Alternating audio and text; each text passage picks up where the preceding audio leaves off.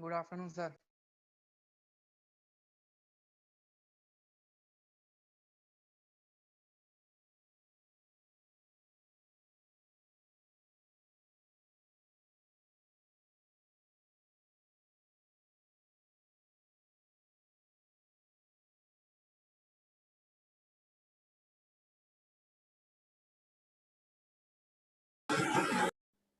Is there any doubt in chapter 1 बेटा? Chapter 1 हमने theoretical किया था बेटा। अच्छा एक बार बताओ, मैंने ग्रुप में बेटा एक अपनी वीडियो भेजी थी रिलेटेड टू एसेट्स। सबने देख ली बेटा? एक बार चैटिंग में सिर्फ वाई यस लिख के बता दो मुझे, सबने देखी है और क्लियर हुई है? टाइप्स ऑफ एसेट्स बेटा। गुड बेटा, वेरी गुड। अच्छा सीरियसली बताना बेटा, देखियो तो ही बताना, ऐसा नहीं कि हाँ सब यस लिख रहे हैं तो हम भी यस लिख दें, ठीक है ना? सो प्लीज जिन्होंने देखी है बेटा उन्हीं को सिर्फ मान के चलिए, वही यस लिखे सिर्फ। गुड, ओके वेरी गुड बेटा। एक स्टूडेंट देखो कितना अच्छा है, उन्होंने नहीं देखी तो उसने नो भी लिखा है। वेरी गुड बेटा, बहुत अच्छी बात है, चलो आपने सही बोला। बट बेटा बिफोर दैट देखिए उस वीडियो को देख लीजिएगा सभी जिन्होंने भी नहीं देखा। रीजन क्या है बच्चे? रीजन इसके पीछे ऐसा नहीं है कि मैंने कोई ये होमवर्क दिया है तुम्हें भाई देखो देखो, ऐसा नहीं होता बेटा। बेसिकली क्या है, आगे बेटा अगर आप आज एसेट्स क्लियर करते हो तो आगे आगे बेटा हम लोग उसकी जगह फिर लाइबिलिटी, कैपिटल, रिवेन्यूज, इन सब चीजों में बेटा कंसिडर करेंगे, ठीक है ना? तो जैसे जैसे बेटा आगे आगे आप वीडियो देखोगे वैसे वैसे हम आगे आगे कंसिडर करेंगे। तो दैट्स वाई आपको कहा जा रहा है कि आप ये वीडियो साथ साथ बेटा ट्राई करो कि देख लो। चलिए कह रहे नहीं, नंबर 1। नंबर 2 बेटा, प्रैक्टिकल हमने अभी खैर स्टार्ट नहीं किया था, बट थोड़ा थोड़ा मैंने बताया था कि साथ साथ हम करते रहेंगे। बट बिफोर डैट बच्चे हम लोग चैप्टर 2 भी स्टार्ट कर रहे हैं बेटा। सेकेंड चैप्टर हमें जो बताता है बेटा, वो बताता है related to definitions of some business transaction. जितने भी हमारी बिजनेस ट्रांजेक्शन है बेटा उनकी कुछ डेफिनेशंस हैं। यहाँ पर भी फिर वही कहूंगा बेटा, डेफिनेशन तो एक्चुअली जब आप आगे आगे प्रैक्टिकल करेंगे तो ज़्यादा क्लियर हो पाएगी। बट बिफोर डैट क्योंकि आप सभी एटलीस्ट इस लेवल पर आ चुके हैं कि कम से कम आपको एसेट्स का, लाइबिलिटी का, कैपिटल का कुछ हद तक बेटा मीनिंग तो कम से कम कंफर्म होना स्टार्ट हो गया है। तो बेटा ट्राई कीजिए आप इस तरह से कि कम से कम वो मीनिंग क्लियर हो रहा है तो अच्छी बात है बेटा, और साथ साथ अपना बाकी कॉन्सेप्ट भी कीजिए। सो लेट्स स्टार्ट बेटा, चैप्टर 2 करें स्टार्ट। गुड। चैप्टर 2 बेटा आप क्या कहता है आपको? It is related to some definitions, some meanings आपको बताएगा बेटा। अब डेफिनेशन यहाँ पर व्हाट काइंड ऑफ डेफिनेशन, देखिए बेटा बहुत सारे लर्निंग ऑब्जेक्ट्स हैं इस चैप्टर में। आज मैं टीएस देवाल से आपको करा रहा हूँ, हालांकि इसके सबके नोट्स बेटा अभी विद इन 5 मिनट्स, मतलब क्लास के बाद ही 5 मिनट में आपको भेज दूंगा मैं। तो पहले आपको एक बार बुक की मैं वे ऑफ पैटर्न बता दूं। देखिए बेटा ये सारी चीजें वन बाय वन आपको समझ में आनी जरूरी है। ये सारी टर्म, ये जितनी भी टर्म बच्चे आप यहाँ पर देख रहे हैं ना, what is mean by that, इसका मतलब क्या है बेटा? इस पूरी टर्म का मतलब ही यहाँ पर यही है बेटा कि आपको ये बताया गया है कि भाई बिजनेस के अंदर ये सारी टर्म, इन सब का क्या क्या मीनिंग है, कैसे हम इसको असेस करते हैं बेटा, ये सारी चीज इसके अंदर बताई गई है। अब देखिए बेटा क्या क्या है यहाँ पर, बिजनेस ट्रांजेक्शन है, कैपिटल है, लाइबिलिटी है, ठीक है ना? आप देख रहे हैं यहाँ पर एसेट्स है, रिसीट्स है, एक्सपेंडिचर है, एक्सपेंसेस है, बहुत सारी है बेटा। तो इनको कोई एक दिन में तो नहीं समझ पाएंगे ना हम लोग, लेकिन वही है बेटा डे बाय डे, धीरे धीरे। तो इस चैप्टर को मैं कैसे करा रहा हूँ आपको समझा भी देता हूँ बेटा। इस चैप्टर को हम लोग बेटा कोई एक या दो क्लास में नहीं करेंगे, हम ये कह सकते हैं कि इस चैप्टर को हम धीरे धीरे साथ साथ करते रहेंगे और साथ साथ इसको समझते रहेंगे। बाकी तो हम प्रैक्टिकल नेक्स्ट क्लास से आपको थोड़ा सा प्रैक्टिकल भी शुरू कराऊंगा बेटा, न्यूमेरिकल। तो फर्स्ट ऑफ ऑल बच्चे हमारा जो फर्स्ट कॉन्सेप्ट है इस चैप्टर से related, that is what is mean by business transaction. तो बेटा यहाँ पर सबसे पहले आपको बताया गया बिजनेस ट्रांजेक्शन किसे कहते हैं। तो बेटा जी बिजनेस ट्रांजेक्शन को समझने के लिए इट्स वेरी सिंपल। जितने भी मॉनेटरी लेन देन होते हैं बेटा, जितने भी मॉनेटरी ट्रांजेक्शन होती है हमारे बिजनेस में, उन्हें हम ट्रांजेक्शन्स कहते हैं, बिजनेस की ट्रांजेक्शन। जैसे कि फॉर एग्जांपल बेटा, आप मान लीजिए आप अपने फ्रेंड से कोई बुक एक्सचेंज करते हैं, तो ये भी एक ट्रांजेक्शन है। आपने बेटा बुक ली तो मतलब क्या हुआ कि आपने एक बुक दी और बदले में दूसरी बुक ले ली, ये भी बेटा एक बिजनेस ट्रांजेक्शन है। नहीं, ये ट्रांजेक्शन है लेकिन बिजनेस ट्रांजेक्शन नहीं है बेटा, क्योंकि देखिए ट्रांजेक्शन का मतलब होता है लेना और देना। आपने कोई चीज ली बेटा और बदले में कोई चीज दी, दैट इज कॉल्ड ट्रांजेक्शन। लेकिन जब बिजनेस के पॉइंट ऑफ व्यू से कोई भी गुड्स, कोई भी सर्विसेज सेल परचेज की जाती है बेटा, या कोई भी पैसे का लेन देन होता है, मनी एक्सचेंज होती है, तो that is called business transaction.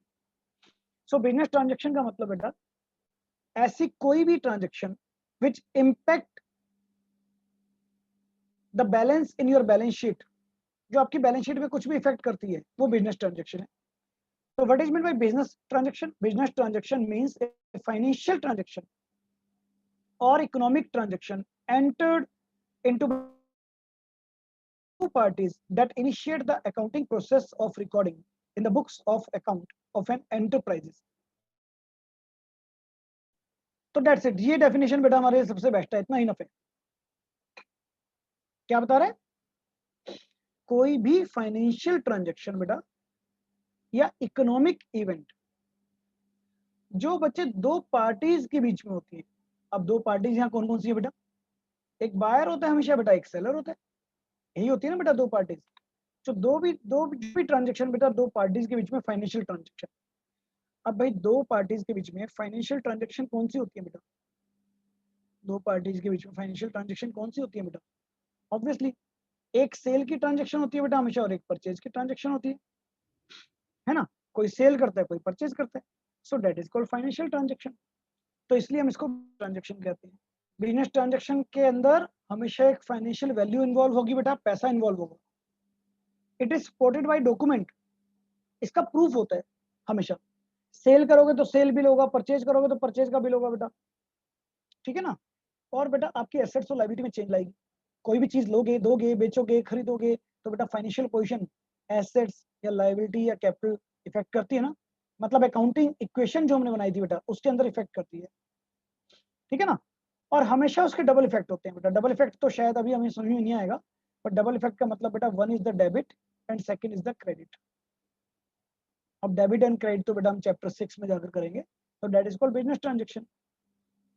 तो बड़ा सिंपल मीनिंग है बेटा, चाहे आपकी इंटरनल बिजनेस के अंदर हो, चाहे वो बाहर के लोगों के साथ हो, चाहे वो कैश की हो, चाहे वो क्रेडिट की हो, जितने भी लेन देन है वो सभी बेटा हमारी बिजनेस ट्रांजेक्शन होती है। So first is the meaning of business transaction. अच्छा अब एक और चीज बताता हूँ बेटा, यहाँ पर जैसे बिजनेस ट्रांजेक्शन आप यहाँ पर पढ़ रहे हैं ना, तो एक बार मैं क्लैरिफाई करता हूँ। देखो जैसे आपको जो नोट्स भेजूंगा आज, ये देखिए बेटा ये हमारे अपने नोट्स हैं, तो सिंपल। अब बिजनेस ट्रांजेक्शन वहां से आपने समझी है, बट लर्निंग के लिए इतना बहुत है। A business transaction, I think बेटा सबके पास शेयर हो रहा है ना, या a business transaction is a financial activity that affect the financial position of the business enterprise, just like that. तो लर्निंग कॉन्सेप्ट तो आपके ये रहेंगे जो मैं आपको सेंड करूंगा, आप सिर्फ लर्न इसमें से कर सकते हैं, बट अंडरस्टैंडिंग के लिए बेटा we have to read the, understanding के लिए बेटा हमें पूरी बुक पढ़नी है, ठीक है ना? अब बिजनेस ट्रांजेक्शन के बाद बेटा सेकंड डेफिनेशन आती है, the definition of an account. अब अकाउंट क्या होता है बेटा? अभी तो फिलहाल आपके लिए सिंपल वे बता देता हूँ बेटा, अकाउंट का मतलब क्या होता है। देखिए अकाउंट का मतलब इतना ही कहूंगा कि हम एक आगे आगे आने वाले टाइम में टेबल बनाएंगे बेटा, हम एक टेबल बनाएंगे। अब वो टेबल कैसी होगी, क्या होगी, अभी तो शायद आपको क्लियर नहीं होगी बेटा, बट उस टेबल में इस तरह से परफॉर्मा बनाया जाएगा, टी शेप टाइप। ये लेफ्ट हैंड साइड को हम डेबिट साइड बोलेंगे, और लेफ्ट राइट हैंड साइड को बेटा क्रेडिट साइड बोलेंगे। और इस तरह से इसके अंदर कॉलम बनाए जाएंगे जिसके अंदर अमाउंट भी आएगी और पर्टिकुलर भी आएंगे बेटा, लाइक दैट एक टेबल बन जाएगी। तो इस टेबल में हम लिखेंगे कहाँ से पैसा आया, कितना पैसा आया, कहाँ पर पैसा गया, कितना पैसा गया, एक्सेट्रा। तो इसको हम अकाउंट बोलते हैं। So what is mean bye account? अब यहाँ पर डेफिनेशन हम पढ़ रहे हैं बेटा, तो डेफिनेशन का मतलब क्या हुआ बेटा अकाउंट का? इस क्वेश्चन के अकॉर्डिंगली हमारी डेफिनेशन का मतलब हुआ बेटा, it is a record of transaction under a particular head of account. Particular head of account का मतलब जो टेबल हम बनाएंगे बेटा, उसको पर्टिकुलर नाम देंगे, उसमें पर्टिकुलर आइटम डालेंगे, राइट? और इसमें क्या कराए, it not only show the amount of transaction but also show their effect and direction. तो बेटा ये भी बता रहा है कि इसके अंदर हम सिर्फ अमाउंट नहीं लिखेंगे, अमाउंट के साथ साथ उसकी इफेक्ट भी लिखेंगे। इफेक्ट का मतलब होता है बेटा कि भी किस कारण से पैसा आया, किस रीजन से पैसा गया, और डायरेक्शन भी। डायरेक्शन का मतलब क्या हमारे बिजनेस में पैसा इंक्रीज हो रहा है या डिक्रीज हो रहा है, तो इसको हम अकाउंट कहते हैं। मतलब एक पर्टिकुलर हेड बनाएंगे, हम टेबल बनाएंगे, उस टेबल के अंदर हम एक पर्टिकुलर हेड से रिलेटेड सारी ट्रांजेक्शन को नोट डाउन करते हैं। और उसके अंदर क्या क्या इन्वॉल्व होगा बेटा? अमाउंट भी इन्वॉल्व होगा, कितना पैसा गया या आया, कहां पर गया आया, राइट, और कैसे गया आया, मतलब डायरेक्शन भी होगी, उसका इफेक्ट भी होगा और उसकी अमाउंट भी होगी। That is called an account. अब बच्चे थोड़ा सा थ्योरी को मैं ना इसलिए पार्टीशन में करवाता हूँ क्योंकि मुझे पता है अकाउंट बेटा यहाँ पर मैं रीड करा रहा हूँ बट अकाउंट हमें समझ में नहीं आएगा। क्यों? अब मैं बिलीव करता हूँ हमेशा प्रैक्टिकल, इसलिए साथ साथ ट्राई करूंगा कि नेक्स्ट क्लास से आपको प्रैक्टिकल स्टार्ट कराऊं, सो दैट जब हम प्रैक्टिकली अकाउंट बनाएंगे तो बेटा ज्यादा क्लियर होगा। ठीक है ना? अब भाई अगर हम आपको पढ़ाते हैं कि भाई डैम किसे कहते हैं बेटा, डैम कैसे बनता है, तो नेचुरल है डैम के बारे में पता तो जरूर है, लेकिन अगर आपने डैम देख रखा है रियलिटी में यूट्यूब पर या वट एवर, सो तो बेटा माइंड में एक पिक्चर आ जाती है कि हाँ यार डैम ऐसे बताया गया था और ऐसे डैम के गेट ओपन होते हैं एक्सेट्रा। तो वही चीज यहाँ पर है बेटा, तो वही चीज प्रैक्टिकल वे में। तो अकाउंटिंग ट्रांजेक्शंस एंड अकाउंट जो हमने अभी रीड किया बेटा। Next is the capital. I think capital सबको पता होगा, ठीक है ना? अब बेटा कैपिटल सबको पता है यहाँ पर, कैपिटल का मतलब मैंने क्या बताया हुआ है। चलो मैं अब आपसे पूछूंगा क्वेश्चन बेटा, यू कैन आंसर मी। एक बिजनेसमैन ने 40,000 रुपीज अपने बिजनेस में इन्वेस्ट करे from his own source, 40,000 rupees cash. तो बेटा ये 40,000 is that capital of businessman? क्या कैपिटल है बेटा ये?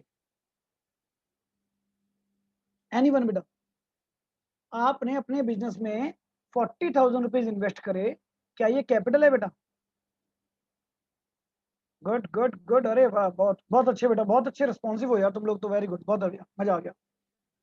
अच्छा अब मेरी लाइन दोबारा सुने बेटा, चलो ये आंसर और भी आ रहे हैं बेटा, अच्छी बात है, सब ने यस का, वेरी गुड।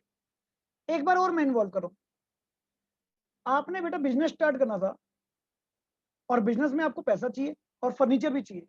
मेरे पास घर पे टेबल पड़ी थी 5,000 रुपए की, 5,000 रुपीज की, और मैं वो टेबल बिजनेस में ले गया। मैंने कहा यार ये टेबल भी बिजनेस में रख लेते हैं, काम आ जाएगी। तो मैं 5,000 रुपीज की टेबल ले गया बिजनेस में, कहां से? अपने सोर्स से, मतलब घर से। Is that my capital?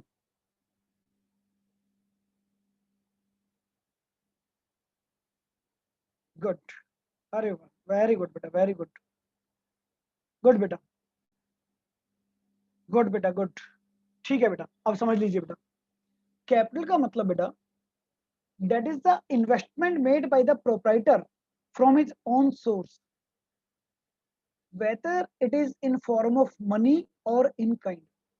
आप अपने घर से, अपनी पॉकेट से, अपनी जेब से बेटा जो भी इन्वेस्टमेंट बिजनेस में लगा रहे हैं ना, दैट इज योर कैपिटल। चाहे वो बिजनेस से हो, कैश में हो या नॉन कैश में हो बेटा। तो मैं फर्नीचर लेकर गया, वो भी तो बेटा एक मेरी इन्वेस्टमेंट ही ना। मतलब मान लीजिए मैंने कैश दे दिया बिजनेस में, तो कैश से भी तो बेटा फर्नीचर में खरीदता, परचेज करता ना, I have to buy. So capital का मतलब यहाँ पर क्या हुआ बच्चे? Capital is the amount invested in an enterprises by the proprietor. It may be in form of money और assets having the monetary value. आप ये पैसा बच्चे चाहे बिजनेस में मॉनेटरी वे में इन्वॉल्व कर रहे हैं या किसी एसेट्स के वे में इन्वॉल्व कर रहे हैं, इन्वेस्ट कर रहे हैं, right, that is your capital. तो बेटा कैपिटल का मतलब जो भी आपने अपने बिजनेस में इन्वेस्ट किया है, मॉनेटरी वैल्यू, चाहे वो पैसों में है चाहे वो किसी चीज के रूप में है, that is your capital, but आपकी अपनी इन्वेस्टमेंट। ठीक है, अब बड़ा सिंपल है बेटा, अभी तो हम 11th क्लास में प्रोप्राइटरशिप, एक अकेले बिजनेसमैन है, 12th में हम पार्टनरशिप बनाएंगे, फिर कंपनी बनाएंगे। तो बच्चे कैपिटल के मालिक को क्या कहा जाता है? प्रोप्राइटर या ऑनर। तो what is mean by owner और प्रोप्राइटर? तो simply owner is a person who invest money into the business in his own business, अपने बिजनेस में जो पैसा इन्वॉल्व कर रहा है, हिज प्रोप्राइटर। जब हम कंपनी पढ़ेंगे 12th में तो बेटा उसको शेयर होल्डर बोलते हैं, क्योंकि वहां पर छोटे छोटे शेयर्स बना दिए जाते हैं। तो शेयर होल्डर फिलहाल हमारे लिए अभी जरूरी नहीं है। और हमारी इक्वेशन क्या बनती है बेटा? कैपिटल कैसे निकाल सकते हैं? Capital is also called assets minus liability. क्यों? क्योंकि बेटा हम ही ने फॉर्मूला पढ़ा था ना। क्या फॉर्मूला पढ़ा था हमने? हमने फॉर्मूला पढ़ा था assets is equal to capital plus liability. तो what is the formula of capital? Sign change कर दीजिए बेटा, तो एसेट्स माइनस लायबिलिटी हो जाएगा, सिंपल। अब कैपिटल के बेटा अलग अलग नाम है, ये थोड़ा सा नोटिस कर लीजिएगा, न्यूमेरिकल में वर्क करेंगे बेटा। ऑनर्स इक्विटी, ये भी बेटा कैपिटल को ही कहते हैं। अब ऑनर्स इक्विटी का मतलब क्या हुआ? इक्विटी का मतलब होता है बेटा वेल्थ, पैसा, इन्वेस्टमेंट।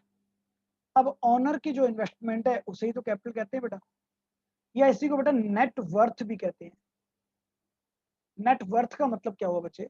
फिर समझते हैं यहाँ पर बेटा। नेट वर्थ का मतलब, आपके बिजनेस में 50 लाख रुपीज इन्वेस्टमेंट है बेटा,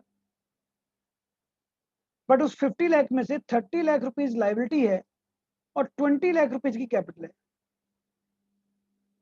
तो मतलब अगर मैं एसेट्स में से लाइबिलिटी माइनस करता हूं तो मुझे कैपिटल मिल जाती है।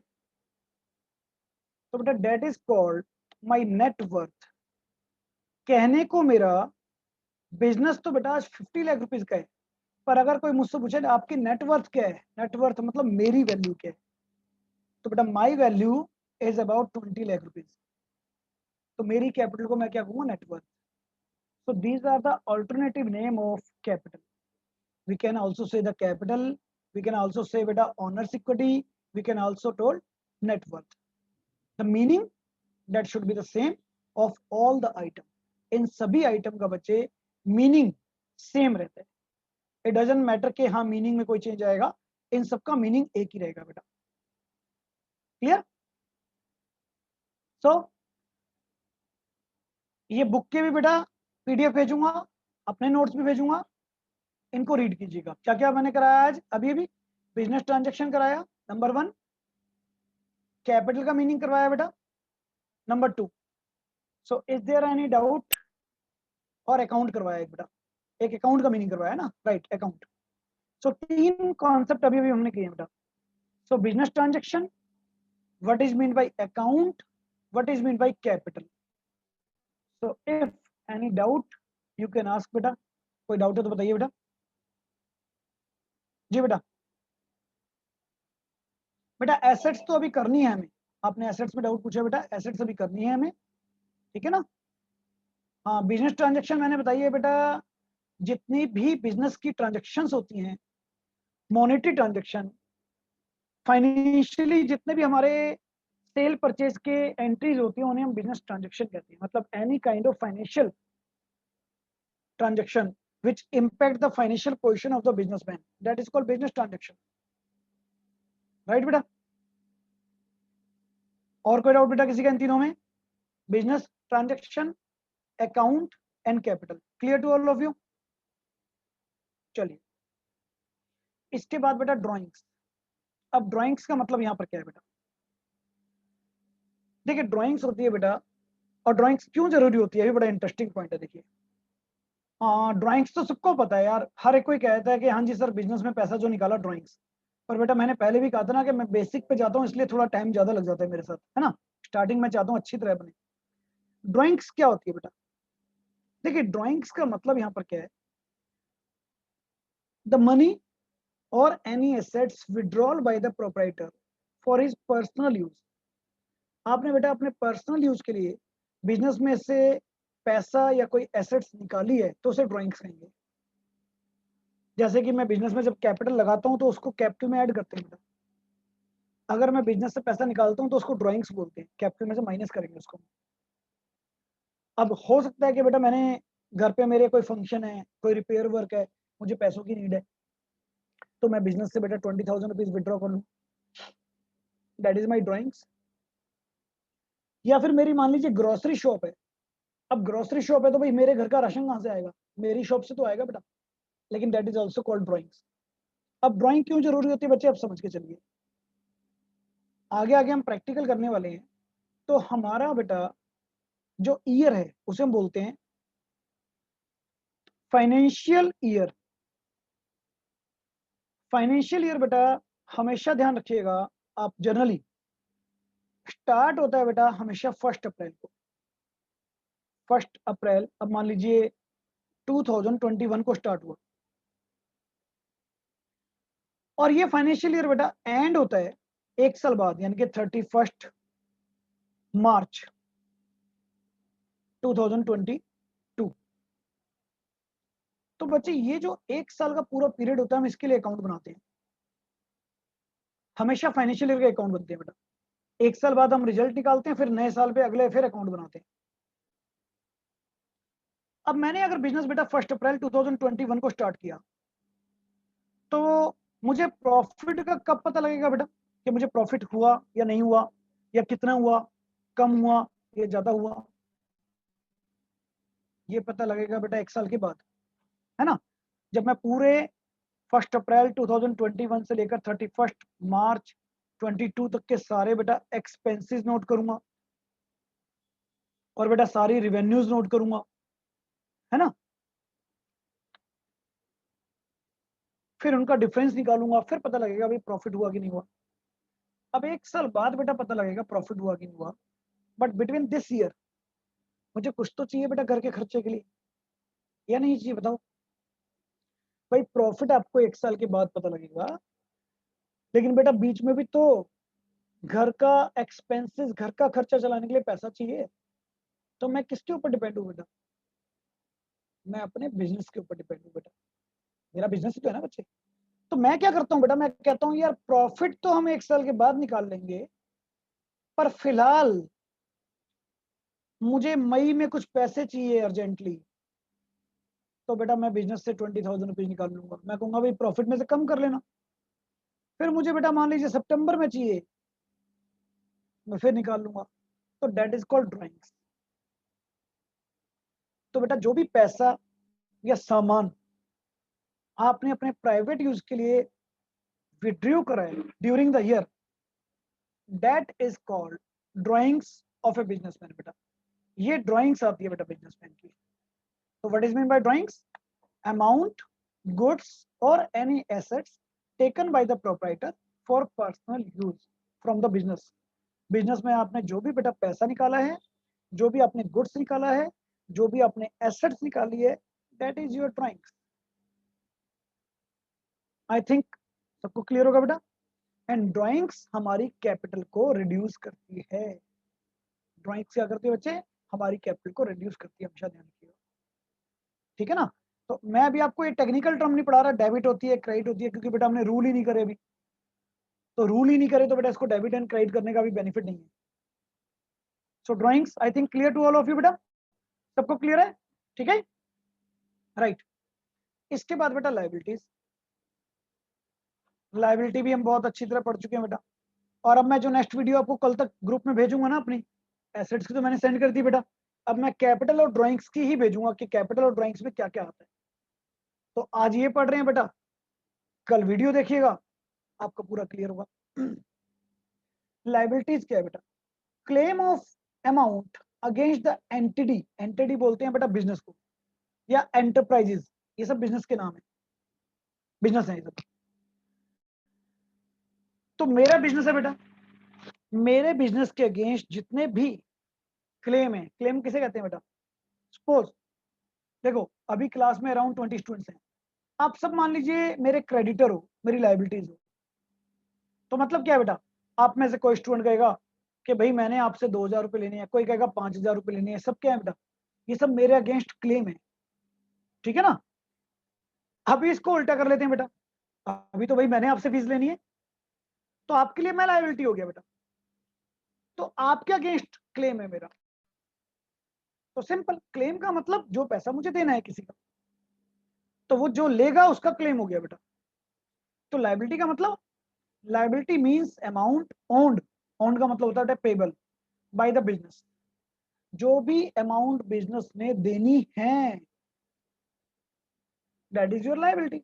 अब देनी है का मतलब क्या है भाई, कभी ली होगी तभी तो देनी है बेटा, तो कहीं से भी उधार लोगे तो आपकी लायबिलिटी है, क्योंकि आपको वापस देना है बेटा।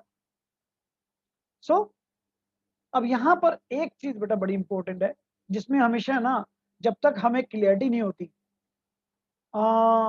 कॉन्फ्लिक्ट रहता है।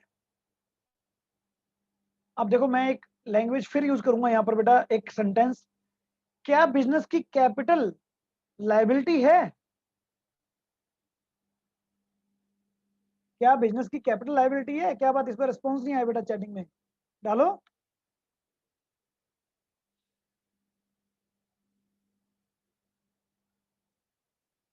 No no no no no, everybody says no. अब मैं कहता हूं बेटा यस है। ये क्या हो गया भाई, ये तो हमने कभी पढ़ा ही नहीं, कैपिटल लायबिलिटी है।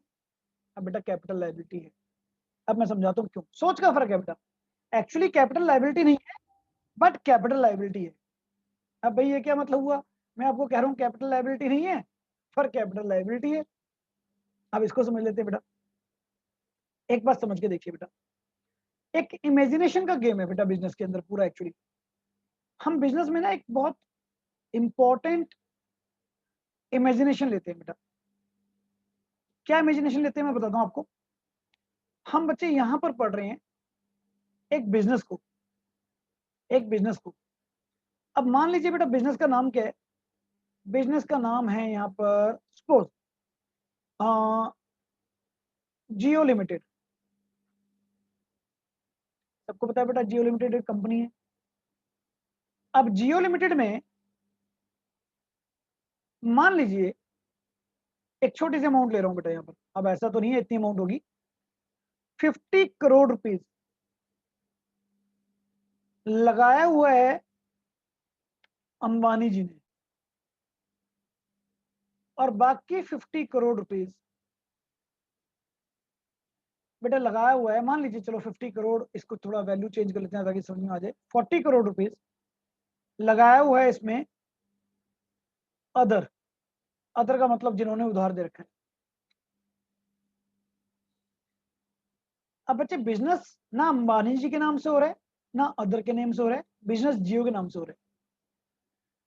हम लोग जब भी अकाउंट पढ़ेंगे बेटा, हम लोग कंपनी के नाम जो है, हमारी जो बिजनेस का नाम है, उसको भी एक सेपरेट एंटिटी मान के चलते हैं। एंटिटी का मतलब इसकी एक पहचान है बेटा, जियो। कौन सी कंपनी है? जियो कंपनी है। किस कंपनी का सिम है? जियो का सिम है।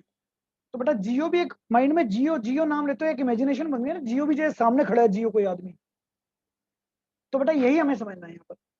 हम जितना अकाउंट पढ़ेंगे क्लास 11 से लेकर एंड तक, हम बेटा कभी भी बिजनेस के ऑनर के पॉइंट ऑफ व्यू से नहीं पढ़ेंगे, हम बिजनेस के नेम के पॉइंट ऑफ व्यू से पढ़ेंगे। हम मान के चलते हैं बेटा ये भी एक जीता जागता आदमी है, ये भी एक पर्सन है, मान के चल रहे हैं, है नहीं। अब जियो लिमिटेड क्या कहती है? जियो लिमिटेड कहती है यार मेरे ऊपर फेथ करके 50 करोड़ रुपए अंबानी जी ने लगाया है, और 40 करोड़ रुपए बाहर के लोगों ने उधार दिया है या लगाया है, मेरी ड्यूटी बनती है मैं इन सबको वापस करूं पैसा। तो बेटा जियो लिमिटेड के लिए ये जो 50 करोड़ रुपए अंबानी जी ने लगाया है, that is called internal liability. Business कहता है ये मेरी लायबिलिटी है, मेरे ओनर ने जो मेरे ऊपर फेथ किया है वो भी मेरी लायबिलिटी है, मुझे कमा कर देना है अपने बिजनेस को, अपने मालिक को।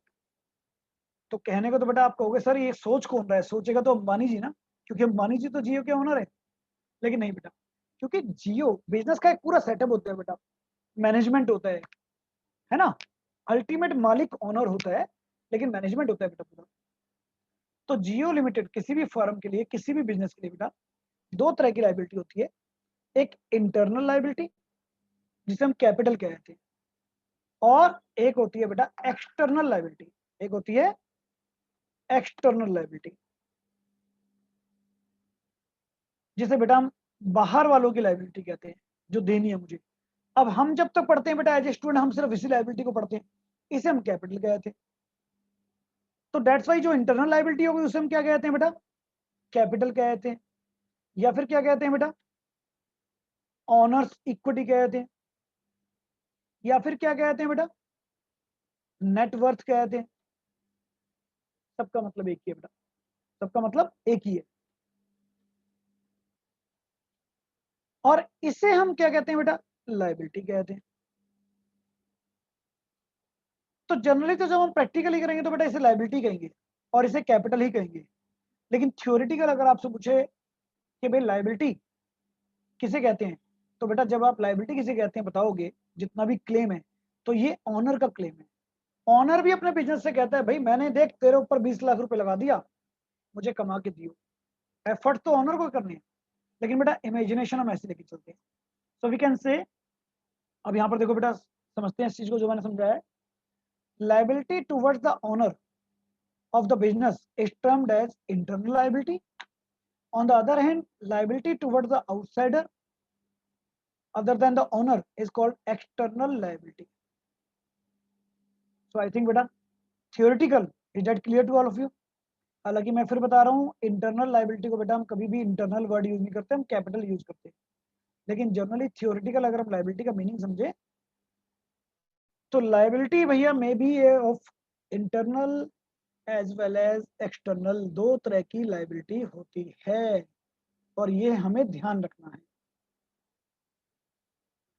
ठीक है बेटा, क्लियर सबको?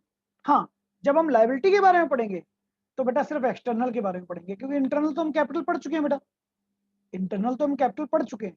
तो कभी भी क्वेश्चन ये नहीं आएगा what is mean by internal liability, अब उसको नहीं समझाना। इंटरनल लायबिलिटी आ भी जाए तो दैट इज योर कैपिटल, आपने जो कैपिटल की डेफिनेशन लर्न करी है वही आपकी लायबिलिटी डेफिनेशन है बेटा। चलिए एनीहाउ, आफ्टर दैट, इसके बाद बेटा अब एक्सटर्नल लायबिलिटी कितने टाइप की होती है? अब ये होती है बेटा दो तरह की मेन लायबिलिटी, एक नॉन करंट लायबिलिटी और एक करंट लायबिलिटी।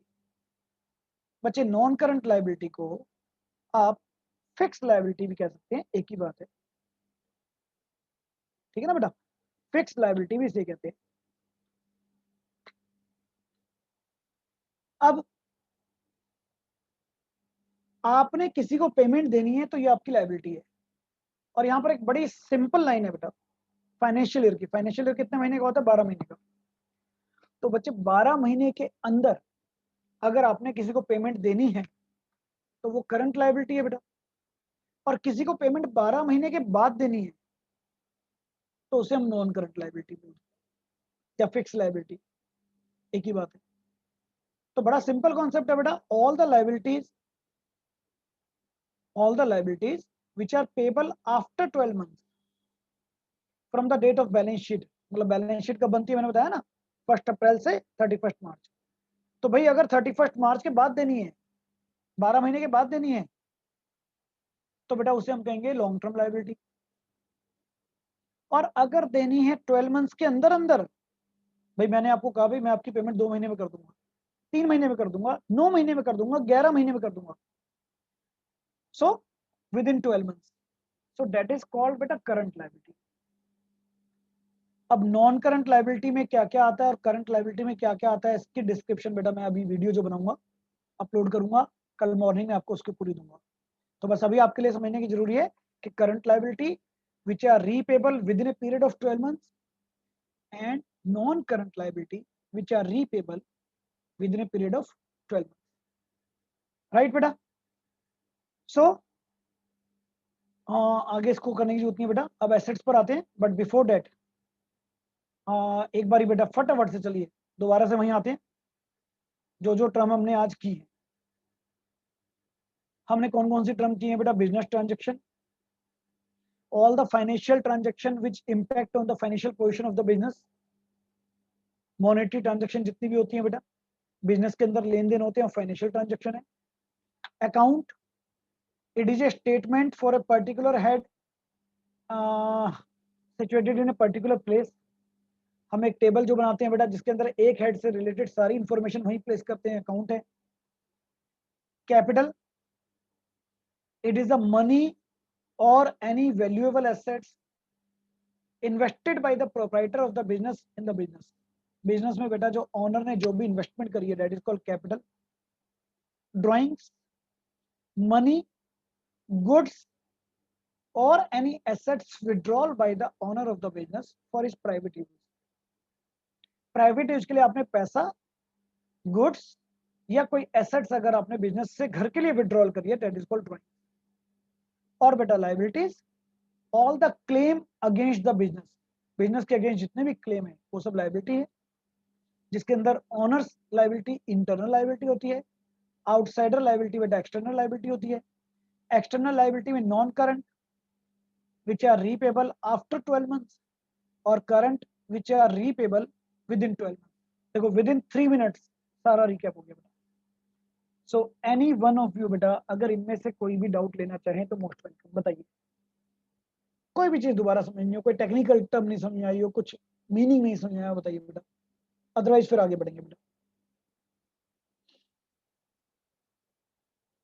ओके डन, सबको क्लियर है बेटा, चलिए गुड। अब इसके बाद हमें क्या करना है बेटा, एसेट्स। और एसेट्स तो बच्चे मेरे ख्याल से बहुत अच्छी तरह करा चुका हूँ, लेकिन अब थोड़ा सा बेटा और डिटेल में करते हैं इसको। देखिए एक चीज तो यहाँ पर हमें कंफर्म हो गई कि एसेट्स का मीनिंग क्या था।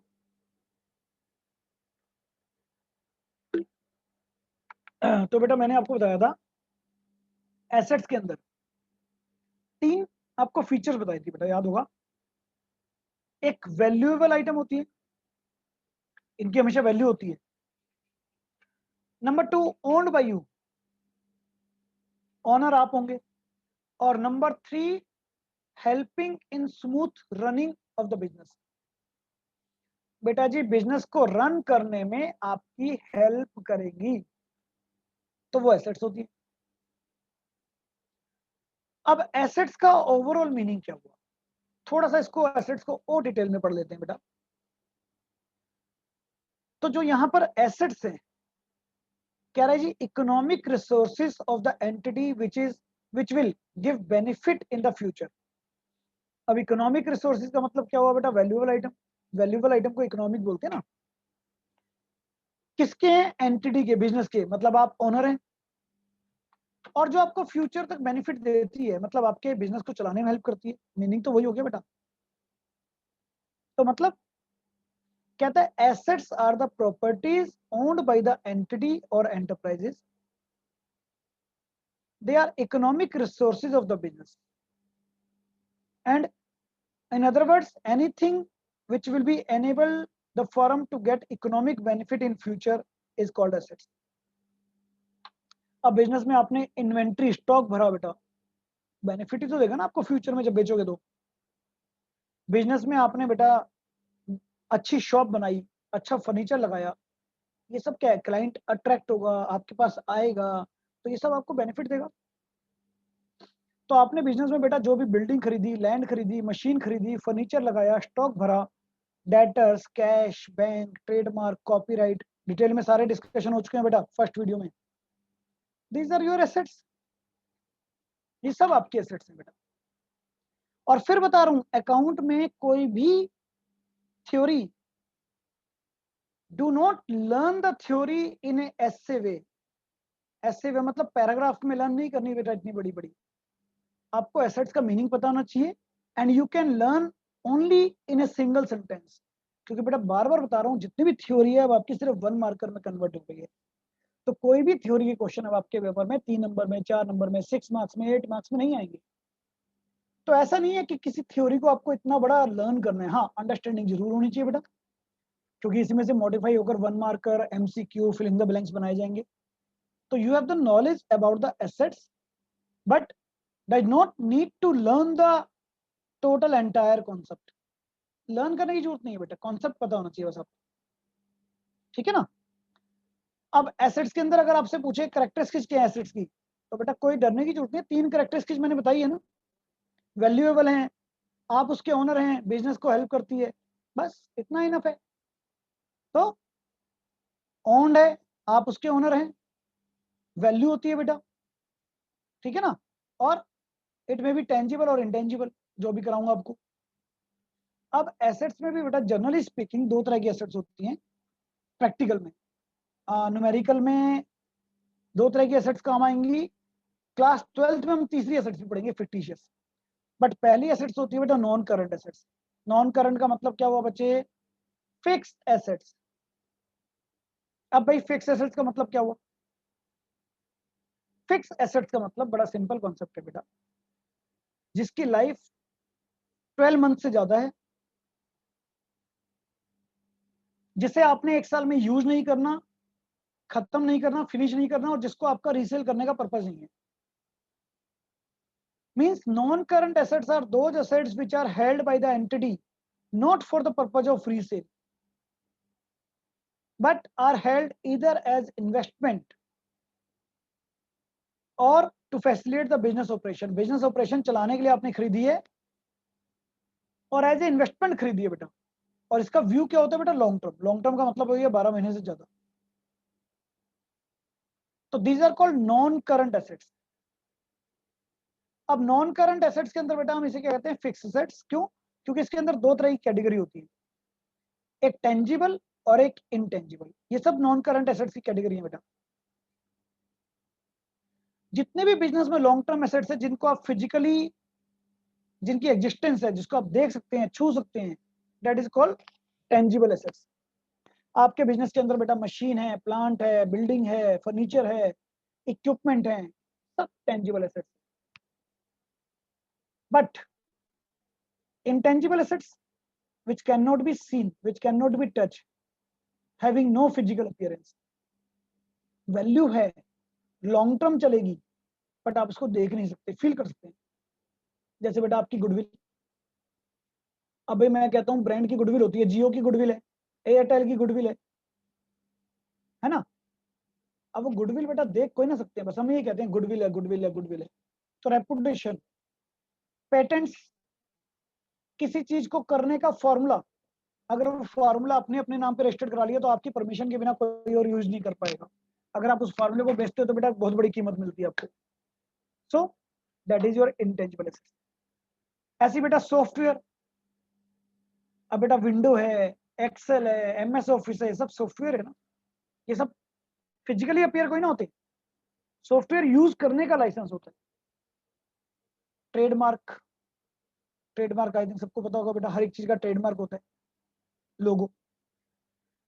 तो ये सारी चीजें बेटा फिजिकल अपीयरेंस नहीं होती, बट इन सब की वैल्यू होती है बेटा। So these are your assets. ये सब आपके एसेट्स हैं। सो द टेंजिबल एसेट्स और इंटेंजिबल एसेट्स, दो तरह की एसेट्स हो गई बेटा, किसमें? फिक्स एसेट्स में। और दूसरी होती है बेटा हमारे पास करंट एसेट्स।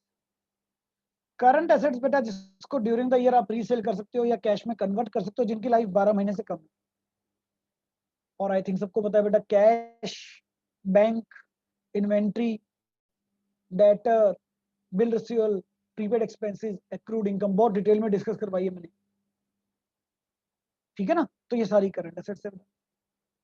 तो एसेट्स कितनी तरह की हुई बेटा? दो तरह की, फिक्स और करंट। फिक्स के अंदर टेंजिबल और इंटेंजिबल। बच्चे आफ्टर दैट, इसके बाद हम एक थर्ड टाइप ऑफ एसेट्स और करेंगे, फिक्टिशियस एसेट्स। हालांकि इसको अभी समझाना फिलहाल मुझे नहीं पता बेटा कितना पॉसिबल हो पाएगा। थोड़े से एग्जांपल लर्न कर लेंगे एक दो, ताकि एग्जाम में अगर बाई चांस एक नंबर में कई बार आते हैं तो आपको पता होना चाहिए। 11th में अभी कोई यूज नहीं है बेटा इसका, क्लास 12th में यूज आएगा। फिक्टिशियस एसेट्स का मतलब क्या होता है बेटा? Assets coming into existence by an accounting entity. क्या समझ में आया जी?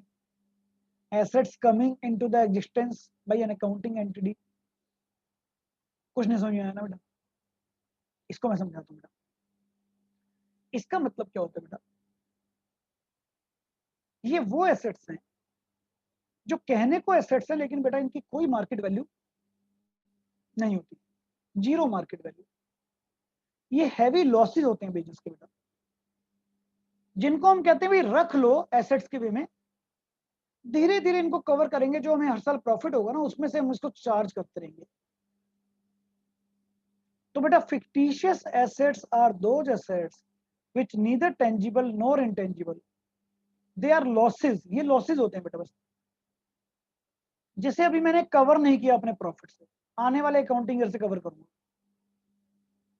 कैसे बेटा? अब एग्जांपल आपको बताता हूं। देखिए एक नया प्रोडक्ट लॉन्च करते हैं, तो बेटा सबको पता है कि नए प्रोडक्ट लॉन्च करने के टाइम पर एडवर्टाइजमेंट पे बहुत हैवी खर्चा होता है, बहुत मोटा खर्चा होता है।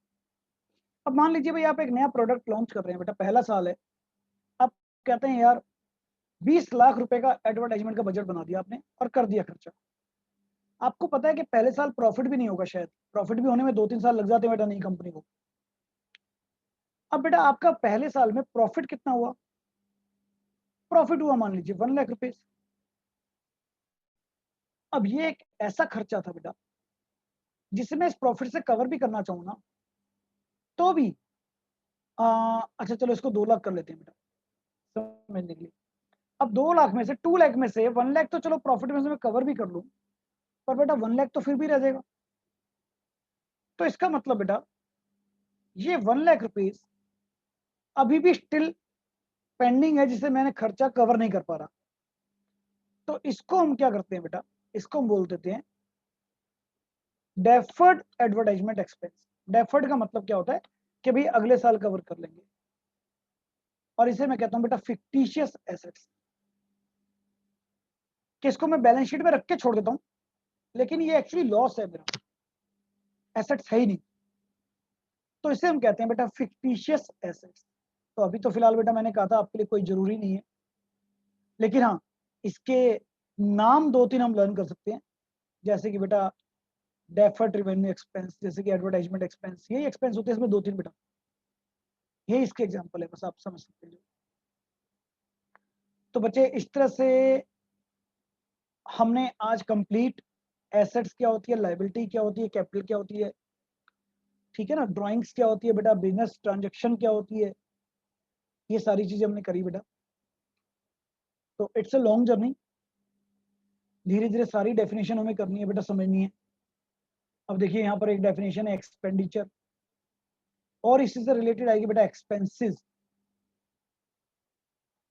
अब एज ए नॉर्मल स्टूडेंट अगर हम अकाउंट्स नहीं पता हमें, तो बेटा हम कहते हैं यार एक्सपेंडिचर और एक्सपेंसेस तो सेम होते हैं ना, लेकिन बेटा डिफरेंस है। तो ये सारी चीजें बेटा डिफ्रेंशिएटेड है थोड़ी थोड़ी, जो हमें सारी डेफिनेशन करनी है। हाँ लेकिन एक बात कंफर्म है, एसेट्स लायबिलिटी और कैपिटल की अगर मुझे नॉलेज हो गई तो we can start our numerical concept. मैंने पहले ही बताया था बेटा कि न्यूमेरिकल कॉन्सेप्ट हमारे चैप्टर 5 से स्टार्ट होंगे, चैप्टर 4 में माइनर है। तो अभी हम थ्योरी में क्या कर रहे हैं बेटा, अभी हम थ्योरी में कर रहे हैं चैप्टर 2। सो नेक्स्ट क्लास को बेटा 2 पार्ट्स में डिवाइड कर रहा हूं। फिर फर्स्ट हाफ क्लास हम लोग लेंगे थ्योरी में, एंड सेकेंड हाफ क्लास लेंगे बेटा न्यूमेरिकल में। तो अब नेक्स्ट क्लास से आपको बेटा न्यूमेरिकल की समझ लीजिए फाउंडेशन स्टार्ट करवा रहा हूँ, क्योंकि अब थ्योरी ऐसी है बेटा कि थ्योरी समझने का भी बहुत ज्यादा बेनिफिट नहीं मिलेगा आपको, क्योंकि जब तक हमें प्रैक्टिकल नहीं आएंगे। तो साथ साथ कुछ थ्योरी समझेंगे, कुछ प्रैक्टिकल समझेंगे। जैसे हम लोग 5th चैप्टर कंप्लीट करेंगे बेटा, दैट्स एश्योरेंस फ्रॉम मी कि आपको सेकंड एंड थर्ड चैप्टर अपने आप ही क्लियर होना शुरू हो जाएगा, क्योंकि सेकंड एंड थर्ड चैप्टर में थ्योरी में वो चीजें हैं जो शायद हमें प्रैक्टिकल के बिना क्लियर नहीं होगी बेटा। अब लॉस है, कैसे होता है लॉस, वो चीजें हम प्रैक्टिकली सीखेंगे, ठीक है बेटा। अच्छा अब इसके बाद बेटा, वैसे तो मैं क्लास का लिंक अभी ग्रुप में भी दे देता हूँ, बट आप में से सभी बच्चे बेटा यूज कर पा रहे हैं बेटा, ऐप में से डायरेक्टली क्लास में एंटर कर पा रहे हैं? 3-4 स्टूडेंट की बेटा मेरे पास इशू आया था पर्सनल चैट पे कि सर हम रिकॉर्डिंग नहीं देख पा रहे, रिकॉर्डिंग बहुत छोटी छोटी आती है। तो बेटा ऐसा नहीं है, don't worry, you can discuss with Sandeep sir at my administration. तो बेटा वो आपको बता देंगे कैसे रिकॉर्डिंग देखनी है। आप इसको गूगल ब्राउजर से देखेंगे बेटा, तो फिर इजीली आप जितनी मर्जी बड़ी रिकॉर्डिंग आप इसकी कर सकते हैं, देख सकते हैं। और नेक्स्ट वीक से वैसे भी बेटा हम आपको एक और लिंक जनरेट करके देंगे, जिसमें आप अपने ईमेल आईडी से इसको जब मर्जी देख सकते हैं, जितनी मर्जी फास्ट स्पीड पे, स्लो स्पीड पर, जैसे मर्जी। तो हम इसका ड्राइव का भी आपको एड्रेस देंगे, ठीक है ना बेटा? ठीक है बेटा, वेरी गुड, सब कर पा रहे हैं तो अच्छी बात है। तो बाकी जो नहीं कर पा रहे बेटा, मैंने कह दिया संदीप सर से आप गाइडेंस ले सकते हो। और in the mean time next class से हम लोग बेटा प्रैक्टिकल शुरू कर रहे हैं।